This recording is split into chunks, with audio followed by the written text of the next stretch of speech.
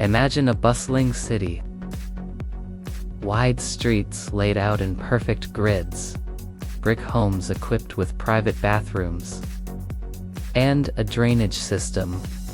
A city where thousands of people lived, traded, worshipped, and thrived. Over 5,000 years ago. Welcome to Mohenjo-Daro, the crown jewel of the Indus Valley civilization, a mysterious and ancient world that predates both ancient Egypt and Mesopotamia. Today, we uncover the rise, glory, and fall of this lost city and the many secrets it still holds. Around 3000 BCE, along the fertile banks of the Indus River, one of the world's earliest urban civilizations began to take shape. Known today as the Indus Valley Civilization, it flourished in what is now Pakistan and northwest India. It stretched across more than 1 million square kilometers, making it larger than ancient Egypt or Mesopotamia at its peak. And at the heart of this civilization stood Mohenjo-Daro, literally meaning Mound of the Dead in Sindhi. But don't let the name fool you. This wasn't a city of the dead. It was a city of life, vibrant, organized, and shockingly advanced. For thousands of years, Mohenjo-Daro lay buried beneath the sands of time. Until, in the 1920s, a curious team of British and Indian archaeologists stumbled upon a set of unusual mounds near the Indus River. Led by R.D. Banerjee and John Marshall, the excavation revealed something: an entire city hidden underground. Brick by brick, artifact by artifact. The secrets of this forgotten civilization. What they uncovered would challenge everything we knew about ancient history. Mohenjo-Daro wasn't just any ancient city. It was masterfully planned, built using sun-dried and fired mud bricks. The city followed a grid pattern, something that wouldn't be seen in the West until centuries later. The city was divided into two main areas. The citadel, a raised platform likely used for religious, administrative, or ceremonial purposes. The lower city, home to residences, shops, and workshops. But what truly stuns historians is the advanced infrastructure. Imagine a city where almost every house had access to a well, a private bathroom, and a connection to a covered sewage system. That's right, covered drainage.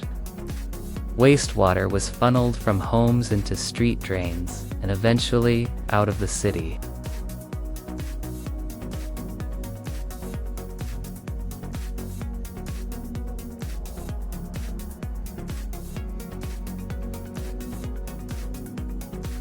Clean water and sanitation were priorities 5,000 years ago. This level of urban planning suggests centralized control and a remarkably organized society. One of Mohenjo-Daro's most iconic structures is the Great Gothel Arch.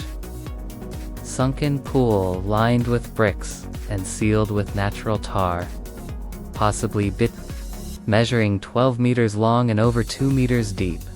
This massive bath was likely used for ritual purification. But unlike other ancient civilizations, we find no temples, no large statues of gods. So, what did they believe in?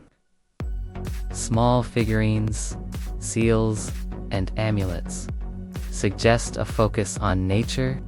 A famous artifact, a small priest-king statue, hints at a ruling class or priesthood, but the evidence is inconclusive. much of their religion remains a mystery.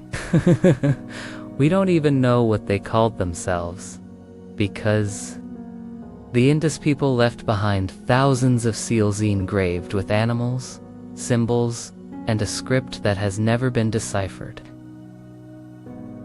The Indus script consists of over 400 symbols.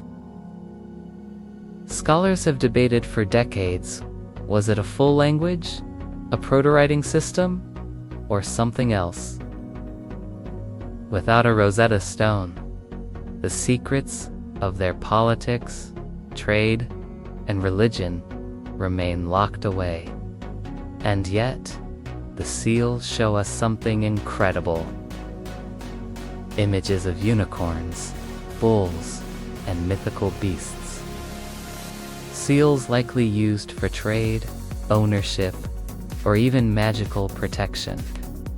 It's like staring into the soul of a civilization and not being able to understand their voice.